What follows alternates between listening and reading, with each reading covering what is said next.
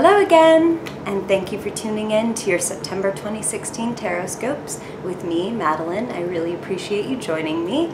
If I look a little hot under the collar, it's because these late September 2016 Taroscopes are brought to you by Mercury retrograde, where we are broadcasting to you live from my 90-degree apartment with the broken AC and the building owner who can't be reached. Mercury retrograde! I hope yours is going better for you. But the good news is this month that Jupiter has moved into Libra, so everyone has this sense of new luck, growth, expansion, and higher learning coming into our charts, which you can read more specifically about what it's doing for you at my blog, writteninthestars.co, and check out your weekly horoscopes. But without further ado, on to your September Taroscopes. Thanks for coming. Hi, Sagittarius. Happy September. Woo, jumper. Okay, we're keeping that. Keeping this guy. Happy September 2016. I appreciate you joining me. Let's see what's going on for you in September. A lot of fire. Unsurprising for a fire sign like you.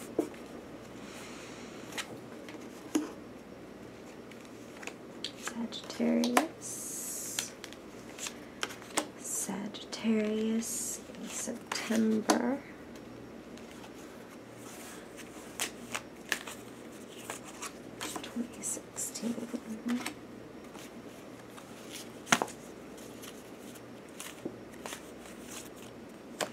Wow.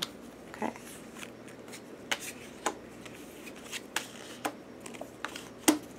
Okay. Oh, Sagittarius, September 2016. Okay. Make sure you can see everybody here.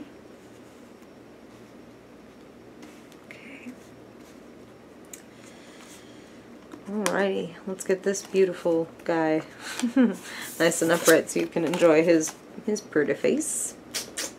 Okay. So there is a sort of, I want to use the phrase, there's a needless conflict in your life right now, Sagittarius. There's something that is just like a drain on your energy. There's a little bit of hot competition, but it's like, I don't know, it's almost like you're embroiling yourself in a conflict that you don't need to be a part of, which is not really like you. So it's kind of like, go along on your merry way. Do what comes naturally and don't get involved in this. So maybe it's going to be like coworkers or even somebody domestically, like in the home, that kind of wants to pick fights or embroil you in something. And it's like, no, like I don't want to do this. I'm thinking about other things. I have my art or my work or my joy, just my fun. I have other things on my mind. I have places I want to go. I have travel. And for a lot of you, you are planning trips right now. Yeah. Yeah, for a lot of you, you are planning trips and you're communicating with people far away that you can go toward, which is really fun. Yay. Yeah, Spirit sort of fills me with excitement when they show me that. Okay, but you're going to meet these people a little later. For now, it's time for you to like cool off, like to go within, because you've been fighting this sort of like this little bit of conflict or this needless battle, or it's like, it's the fact that it doesn't change that makes it needless. It's not that you don't care enough to participate in a debate with somebody or in a fight with like a partner, a friend, a coworker, and settle some kind of conflict. It's just that it never changes. Like, this is a never-ending cycle where this person always has a problem. I feel it's very related to this devil, and it becomes a burden. It's just a burden. So you need to cool off. You need to go within. You need to completely separate from all of that and be the hermit a little bit. And you can see that you're there in the snow. You've reached, like, you're going to be on this peak where few people are willing to go, and you are the traveler and the wanderer of the zodiac. Like, you're not afraid to take a little journey, even if it's an inward journey. And it is the right time for you to kind of hush everything on the outside and to go within and to listen to your own wisdom. And doing that this month, oh, that's funny, I hadn't even noticed what was next to it. But when I say that you need to cool off, it's like doing that brings so much more joy. It invites the situations and the emotional, like the ebullience, and like, this is like getting calls like someone's pregnant, someone's engaged, or you're pregnant, you're engaged, you're falling in love. Like, this is like my cup runneth over, and new beginnings, and like cleansing. I feel like very cleansing, this alone time, especially coming after this conflict. So it's like, make time to journal, make time to meditate or pray, or just take long baths where you can kind of clear your head and not be doing anything. You know, don't be on your phone, don't be on the internet, don't be on, like, maybe not even reading a book, even though I guess reading a book would be like preferable, because at least your mind could be a little bit at rest or focused on one thing. But it would be a good time for you to just get a little mental breathing space, because messages are coming to you this month. I mean, one of them, you're having this reading right now. There are messages coming to you this month that are going to inspire you to go down new roads, that to drop things that you don't need anymore is specifically what I'm feeling. Okay, so look at this guy, the devil. First of all, let me just say that the tarot is pre-Christian, so the devil is not Satan. This card is called the devil, but he does not represent Satan. He does represent darkness. In the classic imagery, he looks like a satyr, a half man, half goat. I mean, he's known for being lusty and for being, you know, shadowy, like obsessive. He's about temptation and addiction. The devil is about the dark side of us. And I mean, look at him. Like, just to look at him, he's scary and we want to look away. And that is what makes him powerful. When we look away from the things that attract us, our shadowier aspects, our lust, our rage, our greed, our just desire in general for anything, can create attachments, unhealthy attachments, addictions, dead-end relationships, dead-end jobs. And again, I feel like conflicts with like engaging with people who never stop having this kind of drama, or influencing you in this way, like in a very draining, or making you feel trapped. And the thing to notice really about this card is these chains at the bottom.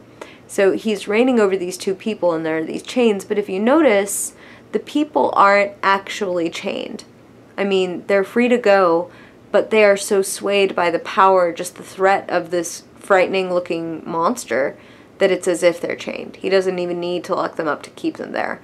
So don't be held back by a situation that seems like you can't leave because of guilt or because of any kind of like unhealthy attachment. Just let it go. And this is about let it go.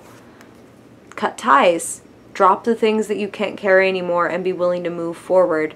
And don't look back, because you will get bitten if you look back. Don't look over your shoulder. Just go. It's time to go, and it's time to leave what's not working, to free yourself, to break these chains. Someday love will find you. Break those chains that bind you.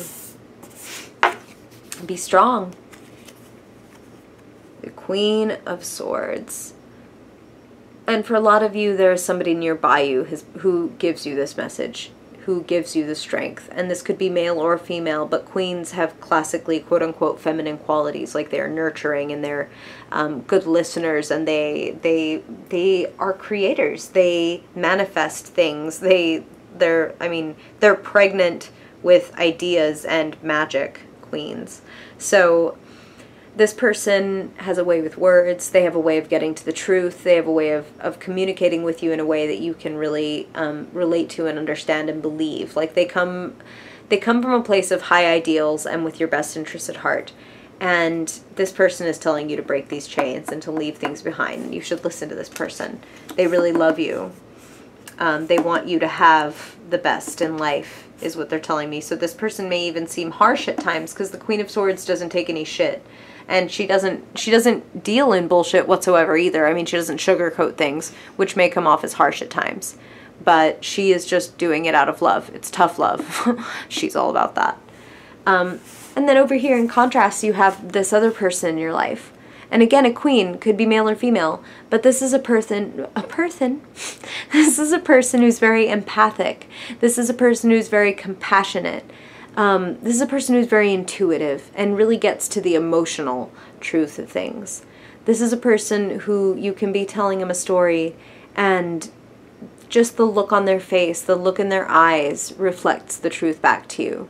And sometimes it can be that we're telling ourselves stories, and when you try to tell the Queen of Cups, like this kind of lie that you've been telling yourself, she just has a way of showing you gently and sweetly how you've been sort of misleading yourself. Or, alternatively, if you're not being misled, she can just offer you some amazing intuitive guidance. And I feel like she will offer you the sort of sweeter version of the same exact advice that this person gives you.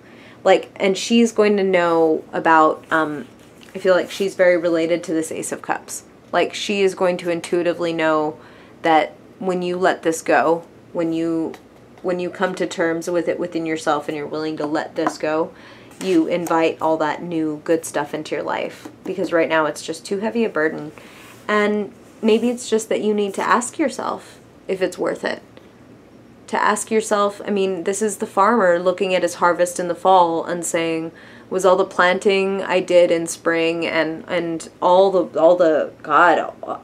toiling I did in spring and summer, is it worth what I've come up with in the fall?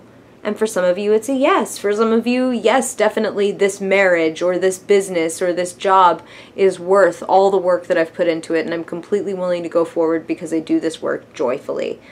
For some of you, though, this project, this career, this relationship has withered on the vine. It has become more work than it's worth, more than you need to carry this month, and time to let it go. Because something new is growing. If you notice, very small. Oh, sorry, I'm like directionally challenged. But very small at his feet, here's this rose. Here's this rose growing that maybe he's not even noticing because he's looking over here like waiting for this to yield some pentacles. But something amazing is growing. Something beautiful is happening quietly at your feet. So don't overlook an opportunity or a gift that comes to you this month.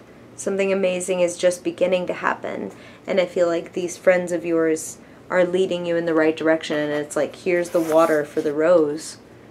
Like, new blessings, new emotional waters, new people and feelings are coming rushing into you this month.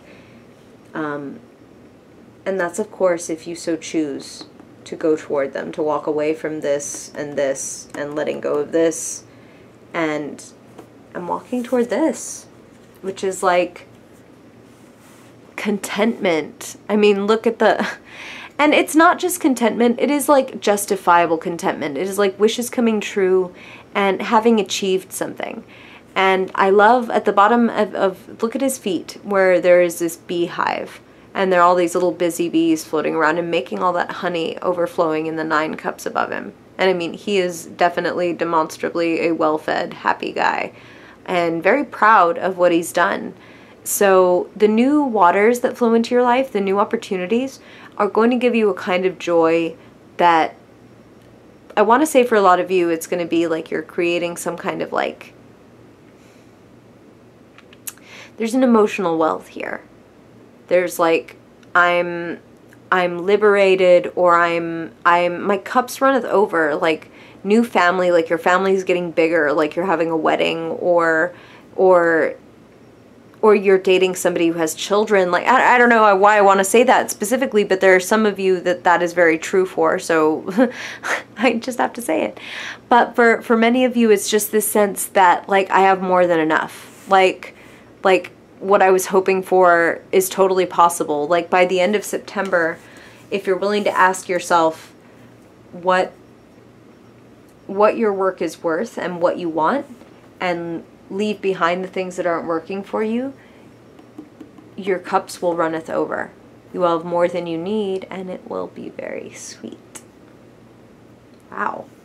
I like September for you, Sagittarius. Thank you so much for listening. If you enjoyed this, please subscribe or like it, and comment if you have any questions for me. I would love to hear from you, and definitely share it if you know anybody who would like to see it.